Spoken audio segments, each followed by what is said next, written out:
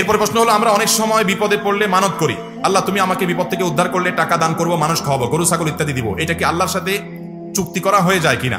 ইসলামের ঠিক মানতের বিধান আছে কি? ইসলামে কি মানতের বিধান আছে কিনা? যদি থাকে তাহলে কিভাবে করবো? নবী করিম সাল্লাল্লাহু আলাইহি ওয়াসাল্লাম পরিষ্কারভাবে বলেছেন, তোমরা মানত করবে না, কারণ মানত এটা আসলে তেমন কোনো কাজের কাজ না।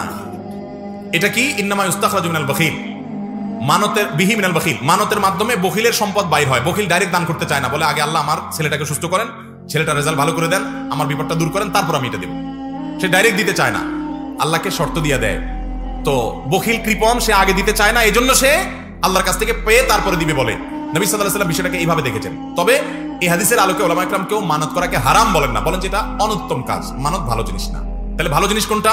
আপনার বিপদ হয়েছে, আপনার কোনো উদ্দেশ্য হাসিল হওয়া দরকার, আপনি এমনি টাকা দান করে দেন, দান করে এরপরে বলেন আল্লাহ আমি দান করলাম, আমি 2 রাকাত নফল নামাজ পড়লাম, আমি একটা রোজা রাখলাম, আমি একটা গরু ছাগল দান করলাম, কিছু টাকা পয়সা দান করলাম, আপনি আমার এই উদ্দেশ্যটা পূরণ করেন। এটা হলো সুন্নাহ সম্মত পদ্ধতি এবং প্রশংসনীয় বিষয়, যে দান করবেন এবং আল্লাহর কাছে চাইবেন, তারপরে যদি আপনি মান্নত করেন, আর মান্নত যদি বিশুদ্ধ হয় তাহলে সঠিক হবে। আপনি যদি মান্নত করেন কোনো মাজারে কিছু দান করবেন, তাহলে সেটা ভুল মান্নত, এই মান্নত করলে সেটা পূরণ করা জরুরি না।